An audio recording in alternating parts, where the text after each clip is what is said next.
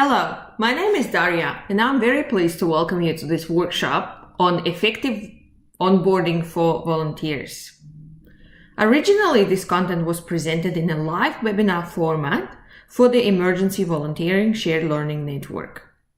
Today, this recording is available for anyone who is interested in improving and making more effective onboarding practices in their organizations. Before we start, I would like to acknowledge some of our sponsors. Bushfire Natural Hazards CRC has sponsored a 3-year project looking into more sustainable emergency volunteering. The research is run at the University of Western Australia, and our industry partner is Department of Fire and Emergency Services here in Western Australia, who has generously supported us in collecting the data and producing some of the resources that we will share with you today. Together with my colleague Hawa, we will talk you through what effective onboarding is, what are some of the steps involved in it, and we will also leave you with a package of really useful resources that will help you to improve onboarding practices in your organizations. But let us introduce ourselves first. My name is Dr. Darja Kragt, and I'm a research fellow at the School of Psychological Science at the University of Western Australia. For the last couple of years, I've been running this Bushfire Natural Hazards CRC sponsored research project that looks into enabling more sustainable emergency volunteering. Particularly at UWA, we are interested to work with state emergency service volunteers and look into factors that promote their retention, well-being, and also recruitment. We have undertaken 2 major data collection efforts in the last 2 years. The first was a qualitative study where we conducted 70 in-depth interviews with SES volunteers from all over Western Australia. And the second one was a quantitative survey which we administered end of last year. And we're very happy to get over 500 responses from SES volunteers. Today, I'm very happy to share some of the insights we gained through those data collections when it comes to onboarding.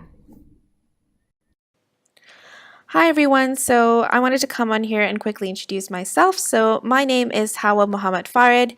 I'm a recent graduate from the Master of Industrial and Organizational Psychology program from the University of Western Australia.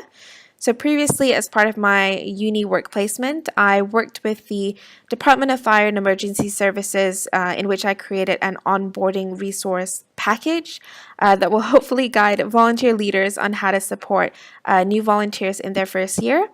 I've also been involved in psychometric work with People Solutions and also leadership analysis with BHP Yandy. And continuing on this year, I am going to be working with UWA and DFES on the SES Volunteer Research Project. Yep, so that's me. So really quickly, I just wanted to go through what is on our agenda for our presentation today. So firstly, we'll go through what is onboarding, so what's the definition of it, what does it mean, how will it look like. We will then go through why is onboarding important to new volunteers and what are some of the benefits that they will get out of it. We'll then go through an overview of the onboarding process. So we'll go through each of the 5 steps that you see on the screen and go through some examples, some strategies that you can do to improve some of these processes in your organization. We'll then conclude the workshop and talk about some additional resources that we will be providing in addition to this presentation as well. So first things first, what is onboarding? Now, just to clarify any confusion up front, onboarding has absolutely nothing to do with getting onto a boat and sailing off somewhere. Now, due to the name of the term, it's quite a common misconception that people seem to think that it has to do with getting on board onto a boat. And just to clarify up front, onboarding has absolutely nothing to do with that. So, if onboarding has absolutely nothing to do with getting onto a boat and sailing off somewhere, what is it exactly? Well, by definition, onboarding is the process where a new volunteer learns everything they need to know when they first enter a new organization. It's a way of socializing new individuals, and it's basically a process in which you introduce someone into your organization and you give them the stepping stones that will allow them to fit in and function as effectively as they can within their role. Now, through proper onboarding, it is expected that a volunteer will gain 4 key components. Firstly, they will gain knowledge, so what they need to know about their role. Secondly, they will gain some new skills, so what they need to learn to perform as effectively as they can. Thirdly, attitude, so how they should think and feel. And lastly, behavior, so what is or is not appropriate behavior within the organization. So, a quick question before we continue on, and this is something that you can think in your own time and think in terms about what you do in your organization. So, the question that we have for you is, when a new volunteer walks through the door in your organization, what processes do they have to go through to become a volunteer? So, what does it look like from when they first register their interest to when they are active and are out in the field? Now, within those processes that they have to go through, think about what do they enjoy, what benefits do they get from each of those processes, and also think about what are some of the aspects about those processes do they not enjoy or find challenging. Now, we'll go through some strategies that could be applied in your organization to better some of these processes, but in the meantime, just have a think about what is it exactly that you do in your organization.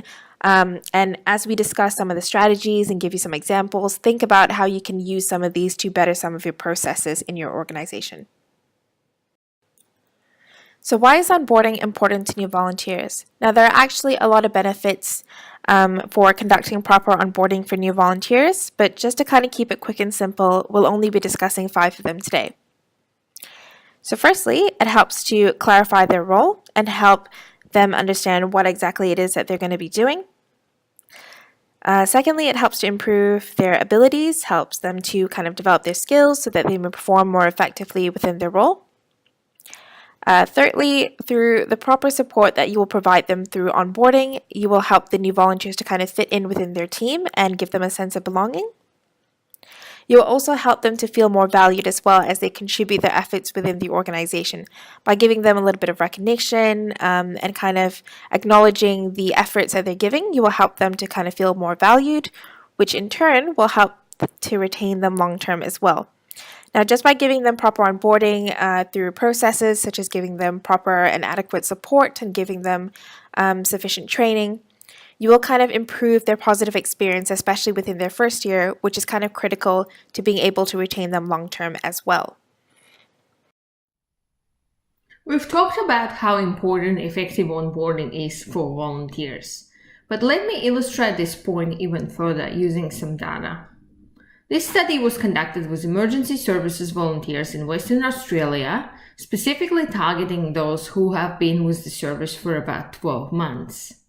The purpose of the study was to identify unique groups of volunteers based on their motivation to join the service and the expectations they had when they joined. We were able to identify 3 very specific groups in our data, and we classified them as follows. The first groups were what we call focused volunteers. These volunteers had clear motivation and expectations when they joined. For example, about 83% joined to help the community and 84% expected to undertake some form of training. The second group were the over-enthusiastic volunteers. Now, these volunteers had almost too much motivation. They expected that they are going to be addressing so many different needs, both personal and community ones, and also expected that they will do nearly everything. This might seem like a good thing, but you can imagine that when you have that many expectations, you can also be fairly disappointed fairly quickly. The third group were the lost volunteers. These volunteers were not exactly sure why they are there, why are they volunteering, what is motivating them, and they also didn't really have expectations about what volunteering is going to be like. So for example, the only activity they expected was emergency response, which is fairly obvious when you're joining an emergency services volunteer group. Apart from that, they didn't really know what else to expect. Onboarding can be a really powerful process through which the expectations are clarified for these new volunteers. So when someone expresses their first interest in volunteering with your organization, and also through their first 4 to 12 months, as Hawa explained earlier, the process of onboarding really helps you to clarify what the expectations are. And expectations are important because in this study we found that depending on which group the volunteer belongs to, this will shape the outcomes of their volunteering experience. So for example, this graph here illustrates that volunteers from the focused and enthusiastic groups had a lot more positive experience in their first year as a volunteer when we compare them to the lost volunteers. Now, these differences are statistically significant, which tells us that if you join as a lost volunteer without clearly knowing what to expect and what motivates you, your experience in the first 12 months is also not going to be as positive as that for other volunteers. Another important outcome to consider is retention. All volunteer groups are always worried about their retention and high turnover numbers. So in this study, we can also see that volunteers that fall into the focused group are actually more likely to say that they intend to volunteer or intend to remain with the service for longer. The lost volunteers, understandably, are not really sure if they will remain with the unit or the organization in the long term.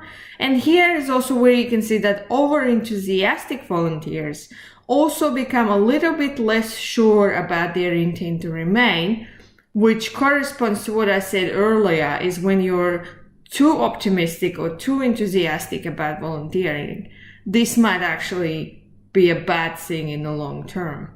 So clarifying expectations is required not only for the lost volunteers, but also for the ones that potentially expecting a little bit too much of their volunteering experience. Here's another way in which we can illustrate how important is effective onboarding. These are the stories from the interviews we conducted with SES volunteers in Western Australia, where they described their first encounter with the unit. So the stories that you want to avoid is like this one. This new volunteer showed up on her very first training night, and instead of being welcomed by the unit manager or other volunteers, they all left and left her standing there and waiting for a couple of hours to see them come back. Like she says there, she would have probably never have gone back if she wasn't determined to actually join. And I suspect that many other volunteers or many other hopeful volunteers really never would have come back from this experience. The stories that we want to encourage with applying effective onboarding principles are like these ones. Everyone was very welcoming and made me feel at home.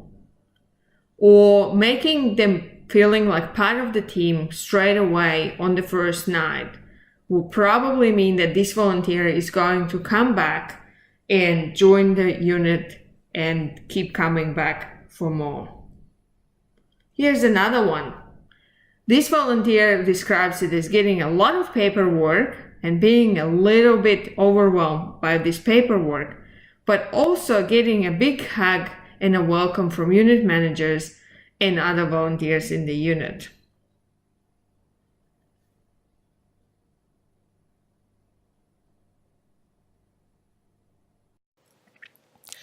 We will now give you an overview of the onboarding process. Now, through research and business consultation with volunteers and stakeholders from the Department of Fire and Emergency Services, or DFES as they're commonly known as in Western Australia, we have created this onboarding process, which we estimate will take about 4 to 12 months to complete. Now, it is a 5-step process, which includes step 1 is registering the volunteer, so pretty self-explanatory, registering the volunteer within your organization. Now, this is followed by step 2, which is inducting the volunteer.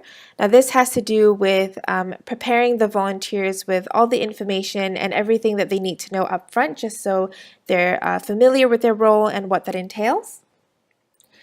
Step 3 has to do with supporting the volunteer and making sure that they're provided with not only informational support but emotional support from their fellow volunteers as well.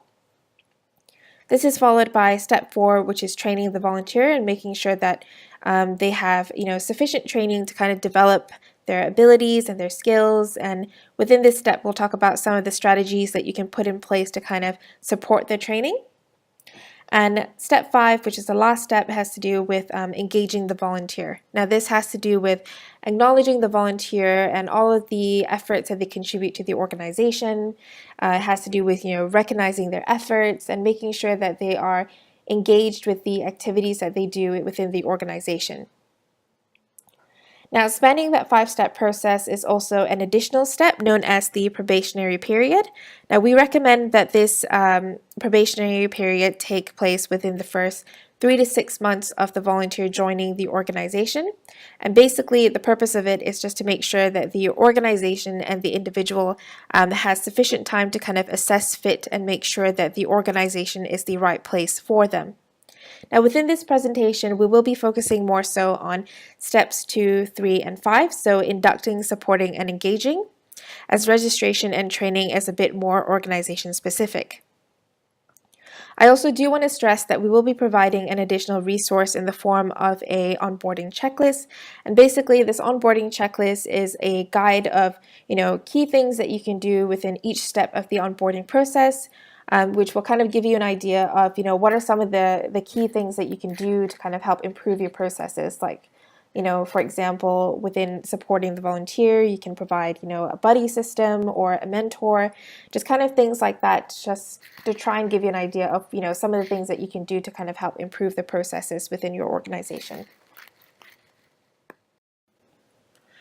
So step 1 has to do with registering the volunteer. Now, again, this refers to the act of registering a volunteer within the organization.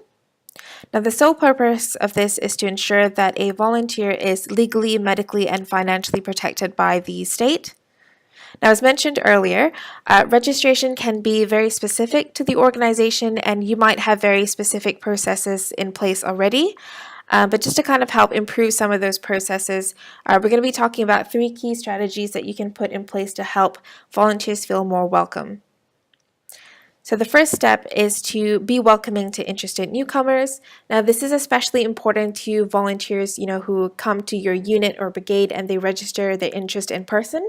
So to kind of help them to feel more welcome, it is recommended that you do things such as, showing them around, introducing them to fellow volunteers that happen to be within the organization at the time, and kind of help them to kind of gain a sense and feeling about the place.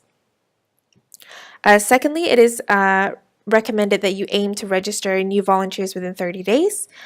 Firstly, it helps them to kind of feel like their presence is valued by the organization, but also secondly, you won't be holding them back from any processes as well. So for example, in certain organizations, unless the volunteer is registered, they're not allowed to do anything such as training or be involved in any social activities. So by registering the new volunteers as quickly as possible, you won't be holding them back from anything that they can do, which will kind of help them to kind of, build the excitement and really get involved with anything that they can do with the organization, quickly and upfront as well. And once you have registered them, it is recommended that you check and confirm that the new volunteers have received a confirmation of registration. Firstly, this helps to communicate with them effectively and let them know that you are putting their registration in place and that it is in the works, so they kind of know where they're at exactly with their registration, which in turn will actually help them to feel more welcomed by the organization as well. Registering new volunteers is a part of more formal onboarding process, and this process is probably more centralized and administered by the organization. In our interviews with SES volunteers, we've also uncovered a number of more informal strategies that units try to apply in order to bring in these new hopeful volunteers and make sure that their first experience, first impression, and also their expectations are positive and well aligned with what volunteering really is about. So what are some of these strategies? Well, first off, having a more of an informal chat instead of a formal interview or selection process is a popular tactic. As this quote in blue illustrates here, having this more generic chat about what SES offers and what you could be seeking for as a volunteer is aimed at really not scaring the new volunteers off as soon as they get there. Another strategy is to put the new volunteers into training immediately. So straight away, it's a training night. This is what we are doing. Here's your gear. Become part of the team. Become part of the training and make sure that you're involved straight away. So this promotes this initial early commitment. And as this quote in orange illustrates, hopefully this is doing enough selling so that they are back next week. The other strategy is to recognize that first time can be very scary for everyone. Anyone who is coming into this new situation, meeting new people, can be experiencing a bit of fear and anxiety. So it's important to be welcoming. It's important to see smiley faces around. It's important to have these informal chats. And this will be good first impression and hopefully will encourage these new volunteers to come back the next week.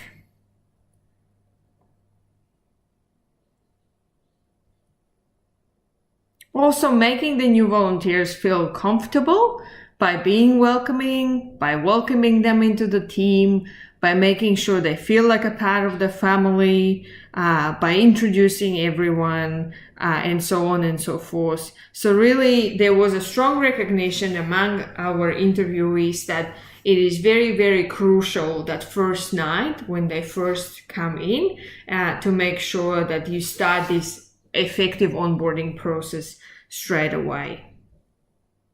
Finally, another strategy or anti-strategy was not giving the new volunteers any paperwork on the first day, because it can be overwhelming and it can be too much, especially if your organization has a lot of paperwork that the new volunteers need to fill in. So maybe this can be left till the second or the third training night. And this very first encounter is just about pleasantries and about meeting everyone and about being involved in the training and so on and so forth. Step 2 is inducting the volunteer. Now, this describes the organizational practices that will help a volunteer adjust and perform in a new environment. Now, to make sure that the induction is adequate in providing volunteers with everything that they need to know, it is recommended that an induction process should include these 3 things. So firstly, there should be a formal induction meeting. Now, this is where a new volunteer gets to meet with an individual or several individuals who are directly involved with volunteers, as well as meet other volunteers as well. Now, this is recommended to be done at a formal induction meeting or at an orientation or presentation session where the volunteers are given the opportunities to kind of like interact or mix around with other people from the organization, as well as be given opportunities to ask questions as well. Secondly, documents should be provided to new volunteers containing all the information that they need to know. Now, this can come in several forms, such as a volunteer information handbook or booklets or brochures or induction presentation slides, if that applies. And basically, these documents should contain information that are relevant for the new volunteers to know. So it can include things such as organizational policies or code of conduct, or information about the roster or the training that they will be going through. Basically, information that is relevant for the new volunteers to know, just so they can have everything that they need to know up front. And lastly, you should practice effective communication with the volunteer. Now, this includes basically, clarifying any questions that they might have or any concerns that they might have, and basically kind of managing those expectations so that they are prepared for their role and, entering a new organization. So to give you an idea of the types of information that you can provide to new volunteers, we've included a resource known as the Induction Information Checklist, which gives you an idea of what to include in an information pack or a volunteer information handbook for the volunteers. So, an idea of what to include, for example, is an overview of the organization, which can include things such as, the organization's mission, vision, and values. So, what is the organization, working towards, and, how do they plan to get there? You can also include, things such as the management and operational structure. So, what is the, who would you have to report to as a volunteer, who's, the captain, and who's second in command and things like that. And you can also include, different roles and responsibilities within the organization, and basically give them an overview of, what are the different roles that they can aspire to. If they decided to do something else, what could they do instead? So on the next slide, you can see how it would look like filled out. Now, I just want to stress that this is fictional, so this is completely made up, but it would give you an idea of what an organization overview can look like. It is also important to note that when you do create a document like this, you should be updating or at least reviewing the information annually, just to ensure that the information that you put in these, whether it's a handbook or a presentation slides, it should be current and up to date. So it is recommended that you review it annually at least. When we were preparing for this workshop, we also conducted a quick poll with emergency services organizations in Australia, asking them a couple of quick questions about their current onboarding practices. So when it comes to induction, you can see here that about 45% have a formal induction process for new volunteers, and another third of respondents indicated that they have some form of induction process for their volunteers. So the majority of organizations seem to have an induction process in place. The other question about induction we asked is about induction booklet. And here you can see that the majority, or the 70%, do have a form of induction booklet, and another 24% have some form of induction booklet.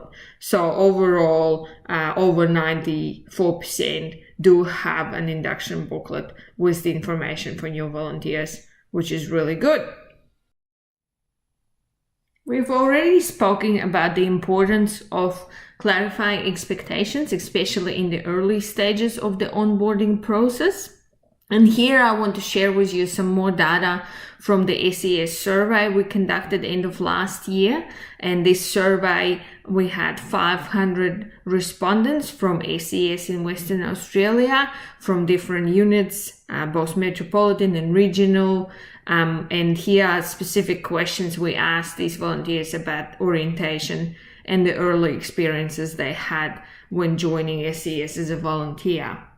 So for the first question here, you can see that the majority, or about 78%, agreed that they received an orientation that met their expectations, which is really good news, because we know that orientation is really important for meeting these expectations and clarifying them. We also see here that the majority, about 75%, would agree that they knew what SES volunteering was going to be like, what it's going to be about, which again can be attributed to the success of onboarding practices. The next question also asks whether they had accurate picture about volunteering, and again a slightly lower proportion here, about 63%, but still majority are saying that yes, I knew what volunteering is going to be like, and I knew what to expect. Despite all of these sort of positive results in the first three items, we can also see when we asked the volunteers about any surprises after they joined SES, we had quite a few people say that yes, actually I was surprised by some things when I joined SES, despite having these sort of clear expectations. So this is about 60% that agreed that there were some surprises. And this suggests that essentially there are still improvements that can be made to the onboarding process to clarify these expectations and avoid surprises. Of course, having said that, these surprises are not necessarily the negative surprises. These could be things that we're positively surprised by. So step 3 has to do with supporting the volunteer. Now this refers to giving new organizational members emotional and informative support through the help of other organizational members as well. So there are several reasons as to why social support is important. So firstly, it helps new volunteers feel like there is someone they can turn to for help. So when you first enter a new organization and you're given a new role with new things to do, it can be a little bit scary. You might have, questions that you want to ask or concerns that you want to clarify. And by having, a single individual that you can turn to for help or several individuals, it helps to reduce some of that stress and that first time anxiety that an individual may experience when they first enter a new organization and have a new role as well. Secondly, it helps to make new volunteers feel like they belong by giving them emotional and informative help and really mixing them with other organizational members. You're more likely to kind of be able to promote a sense of belonging and make them feel like they're part of a team, which is a critical feeling to, retain volunteers long term, is when they feel like they're really part of the team and really part of the organization. Thirdly, it helps to promote, bonding and encourage the sharing of knowledge. Now, this is especially important in organizations where there can be a little bit of a generational divide between some of your more senior and experienced volunteers versus your new volunteers. Now, by, encouraging the bonding through, team building activities and really mixing them together, whether it's pairing them off to work together, you will be able to kind of, really make them bond and encourage the transferring of knowledge, which will help to kind of bridge the generational gap and really mix your volunteers and help them to bond, as a unit. And by doing so, you will be able to kind of encourage teamwork amongst all of your volunteers, which will be able to kind of enhance their performance overall as well.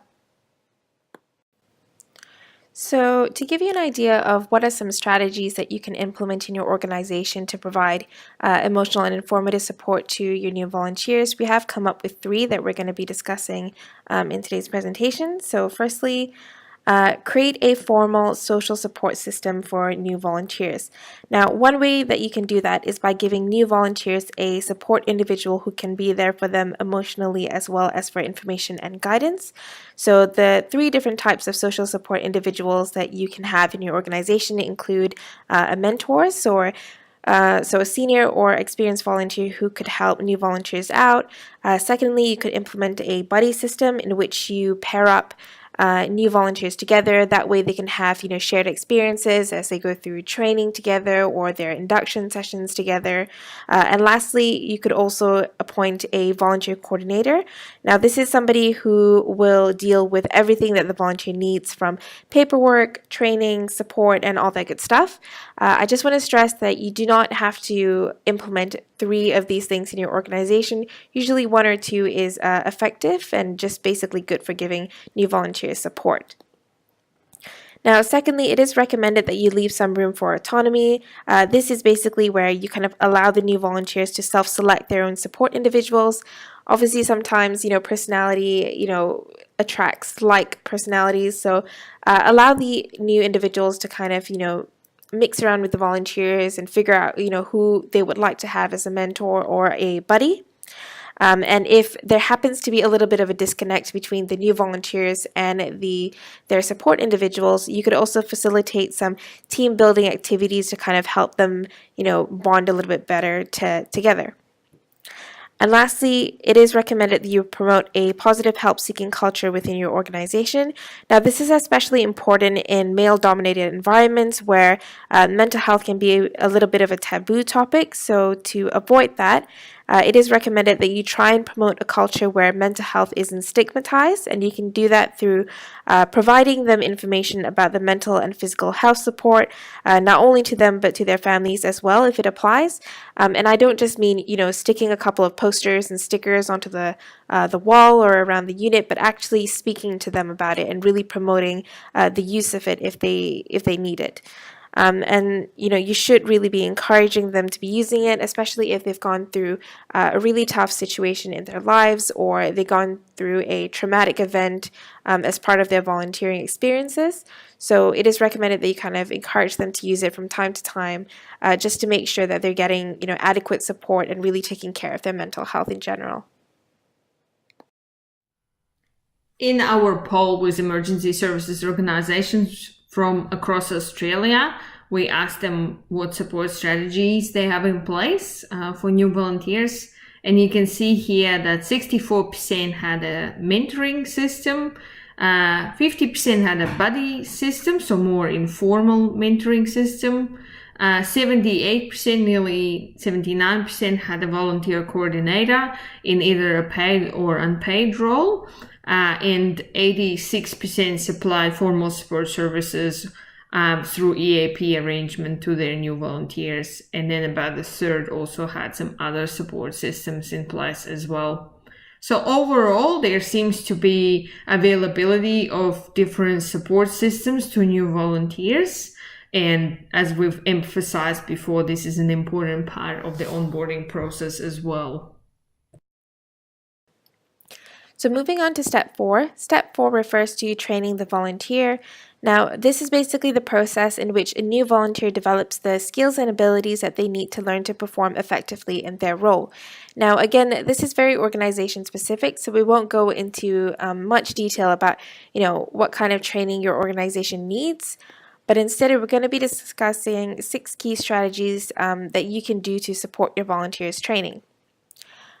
So first things first, communicate training requirements early, and this is basically just so that the volunteers are informed as to what they have to do up front and they know what they're getting themselves into. Secondly, you should ensure that the training provides a realistic understanding of what volunteering will actually involve when they're out in the field. Now, this is especially good for managing expectations. Sometimes when a volunteer first enters a new organization, they can get very gung-ho and excited about, all the different things that they're going to be able to do. So by managing expectations and letting them know that, this is what you're actually going to be doing when you're out in the field, we'll have to kind of manage those expectations and be able to kind of correct any mismatched conceptions that they might have about what volunteering will actually involve. Number 3, you should create learning opportunities. Now, this is especially in cases where formal training sessions can be far and apart. So just to make sure that the volunteers are engaged and that they're kind of upkeeping their skills, it is recommended that you have informal practice sessions within your organization, just so that they will still be engaged and be, continuously using their skills that they're learning. Number 4 is to be flexible in training options. Now, this is especially important for volunteers who have time constraints, such as being, a parent, or you might have, volunteers who are FIFO workers who may not be able to attend certain volunteer training times. So it's always good for you to kind of have alternative options for them so that they will still be able to kind of, develop their skills and be able to engage in organizational activities. Number 5 is to encourage shadowing or observational learning. Now, this is where you can kind of pair up a senior or more experienced volunteer with a new volunteer, and that way they can kind of, promote bonding between the experienced and new volunteers and be able to kind of encourage the sharing of knowledge. Now, the last thing is to exchange constructive feedback, and now this is where you can let the new volunteers know what they need to improve on, but you can also let them know what they're also doing well in and basically give them a little bit of recognition if they happen to be doing something really well. Now, the final step in the onboarding process is to engage with your volunteers. Now, this involves acknowledging them as an active volunteer after they have completed their basic requirements to be a part of your organization. Now, to engage with your new volunteers and promote their involvement, it is recommended that you do 2 things. So firstly, acknowledge and recognize their contributions and achievements. Now that they've completed their training and they've been involved in organizational activities, really recognize the efforts and contributions that they've made and make them know that you appreciate the efforts that they've put into your organization. Secondly, communicate clearly to them as to what comes next. Now, this involves providing new volunteers with information as to what they can expect next now that they have completed their training and they're able to be out in the field. So this can include information such as, how often will they be out in the field, what teams will they be in, or how many hours should they dedicate to volunteering on a weekly or monthly basis. Basically just information for them to know upfront, now that they've completed their training and they are able to be an active volunteer, what comes next for them. So to help you with this step, we've come up with a few examples on how you can acknowledge and show appreciation for your new volunteers.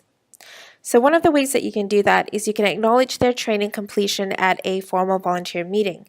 Now you can do this by handing them a certificate of completion if that applies, or a certificate of yay, you're now a volunteer, or you can give them a letter of acknowledgement. So to help you with that, we've also created another resource in the form of an example letter of acknowledgement, just to show you what this could look like. Basically, in this letter of acknowledgement, it will basically kind of show appreciation that the volunteer has now completed their training, as well as give you a bit of a template as to, what are some ideas or information that you can provide to the volunteers as to let them know as to what comes next. So secondly, you could also hold a graduation party for volunteers who have completed the basic training. Now, this is basically where, the graduation party, the new volunteers can kind of invite their family and friends along. It can be a real thing. There can be cake, there can be photos, it can be super cute, and basically kind of let them feel, super proud about what they've done and what they've achieved in your organization. Now, finally, this is a technological age, so to keep things nice and current, you can always post about the volunteers' achievements on public social media platforms such as Facebook or Instagram, and this way they can also share these posts with their friends and be proud about what they've done, and then maybe even encourage their friends to join the organization as well. Many SES units in Western Australia seem to embrace the social media approach to recognition, and they post on their pages about the new volunteers and their accomplishments as a way of recognizing these new volunteers. So here are a couple of examples. For example, the SES search dogs post every time that the dog and its handler pass an exam or a test, and you can see that the engagement is quite large for the page, so it gets a lot of likes and shares as well. Swan SES here takes a slightly different approach, where they recognize just the numbers of volunteers that they were able to recruit in a given year. This was a part of their Christmas countdown campaign last year. Here's another unit that, instead of singling out a particular individual completing their induction or training, actually puts a group picture up and says all of these guys completed the training together, which can be another great way to encourage and recognize, particularly when it comes to teamwork. And finally, we also have a unit here with an example of post about the training, particularly for new volunteers. So it showcases the training, recognizes the new recruits, and also in this way can be a recruitment tool that can be used by the unit. So all in all, Facebook is a very popular platform for these types of posts. In our interviews with SES volunteers here in Western Australia, we've also picked up a number of other early engagement strategies that units have in place. So I would like to share some with you, again with some quotes from the interviews to illustrate. So the first one is giving out the uniform. Now, officially, the new volunteers can only receive a brand new uniform after about 3 months, so after completing their probation period. But some of the units really employ this informal strategy of giving the new volunteers either an old uniform or at least partial uniform, so like a t-shirt from almost day one when they join, because they see this as a way to engage early and also encourage that commitment really early on. Another one is to encourage new volunteers to pursue their interests, particularly when it comes to training. And this is a strategy that can be employed a little bit later on in the onboarding process. So once the induction and the mandatory courses are complete, then the volunteers are encouraged to actually explore what their interests are when it comes to training, which pathway they want to choose, what do they want to learn. And this can become an engagement strategy, a very successful engagement strategy for encouraging that early commitment, because it's not only helping the community aspect of volunteering that is emphasized, but also the personal encouragement, personal involvement aspect of volunteering that is emphasized by saying that you should pursue your own interests as a volunteer as well. And finally, involvement in the unit. So making them part of the team, making them part of the unit as early as you can, either after induction or during the induction process. And this means not only bringing them into training, but also making them active part of the unit, involving them in the administrative duties, any social outings, or anything like that, that will again encourage the commitment and hopefully also give them the sense of belonging and recognition that is important for retention. Here again, the results of our poll with organizations from across Australia. You can see here that some recognition strategies are in place. So about 40% have newsletters that they send out recognizing volunteers. About 40% again have certificates for completion of the training. And then about a third have a welcome event. There's some social media engagement, and 13% said, well, actually, no, we don't have any recognition. Now, we would like to know that these numbers are fairly low, especially compared to the other aspects of onboarding that we've discussed before, with majority of organizations having some form of induction process and having some support strategies. So recognition seems to be really lacking behind. So we really emphasize, again, the importance of recognition and engagement. And we would like to see more of these strategies to be implemented. And we hope that we showed you a couple of different ways to do it that you can implement in your organizations going forward. As we have already discussed today, we find that many SES volunteering units engage in more informal onboarding processes on top of or next to the more formal practices that are administered through their larger organization. I would like to further illustrate this point with these two quotes I've taken from our interviews. This first unit thinks of themselves as a family. Hence, their onboarding is more informal. They welcome the new volunteer, make them involved, engage them in conversation, and give out the uniform. Their first priority is to bring in the new family member in and then start the formal induction and registration. On the other hand side, we have this other unit that is very formal in its approach to onboarding. They start with a huge pile of paperwork and information that every new volunteer receives, and then they're sent off to consider all of this information, and it's up to the new volunteers to decide whether they want to come back. Two fairly different approaches to onboarding, as you can see here.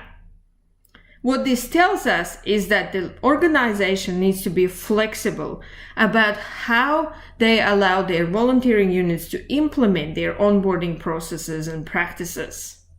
As researchers, we think it's very important that you allow your units to be flexible, because each unit will be different in terms of its needs for new volunteers, and also will be different in terms of the feel that they have in the unit as well. We have asked Australian emergency services organizations about how flexible do they think they are in terms of their onboarding processes. And you can see here that nearly a half said that their onboarding processes are not flexible at all. And then we have 20% who said that their onboarding processes are very flexible, and another 20% saying that they don't have any onboarding processes in place whatsoever. Again, to reiterate the point I made in the previous slide, we think that some flexibility in onboarding process is required because it will promote better recruitment, engagement, and the onboarding of new volunteers. In conclusion, the onboarding process should take around 4 to 12 months to complete, depending on the requirements within your organization. Now, it is important to remember that each organization is different, so you may do a specific process really well, and as such, you don't necessarily need to follow what was shown here today. But if there is something that you need to improve on, you can use some of the examples and strategies that we spoke about today and pick and choose what works best for you and your organization. So to make things nice and easy for you guys, we've also got a resource here in the form of an effective onboarding fact sheet. Now this basically summarizes some of the key strategies that we discussed today. It's basically just a one-page infographics that goes through some of the key steps that we talked about. So inducting, supporting, and engaging were some of the ones that we kind of focused a little bit more heavily on. So some of the key strategies are actually summarized in this fact sheet. So have a look at it, really see what can you use in your organization and pick and choose what works best for you. So just to reiterate and remind you, we are going to be uploading a few additional resources for you to read within your own time and within your own convenience as well. So first things first, we do have an onboarding checklist, which basically provides you with key strategies that you're recommended to do for each of the 5 steps in the onboarding process. Secondly, we have the induction information checklist, which will basically give you a guide as to what kinds of information you can give to your new volunteers within a volunteer information handbook or brochure or booklet, just so that they have all those information up front, and it will basically give you a guide as to what you can include. We've also got an example letter of acknowledgement, which is basically a letter that will help you to acknowledge and show appreciation to your new volunteers after they have completed their basic training and are now an active volunteer. This letter will also give you a bit of a template as to what kind of information you can give to your volunteers after they have completed the training, just so you can inform them as to what comes next. We've also got additional resources on onboarding. Now, this document will basically provide you with links and further information on onboarding processes from other websites and organizations. And lastly, we have the onboarding fact sheet, which basically summarizes key strategies that we discussed here today.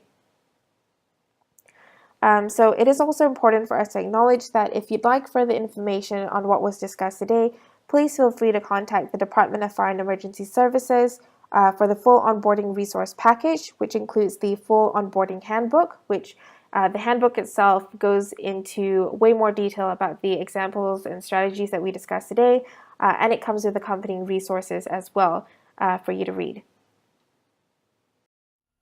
This brings us to the end of our workshop on effective onboarding strategies and practices for volunteers. Thank you so much for joining us today, and hopefully you have learned something new about onboarding for volunteers, and hopefully you've also can take some of the practices and strategies we have discussed today to be implemented in your own organization. Should you have any feedback, questions, or suggestions for us, please get in touch via the email addresses on this slide. We hope you can use the resource pack that we have prepared for you as well. And if you do, please let us know whether you've been successful in improving your onboarding practices. For now, this is it from us. Thank you again and goodbye.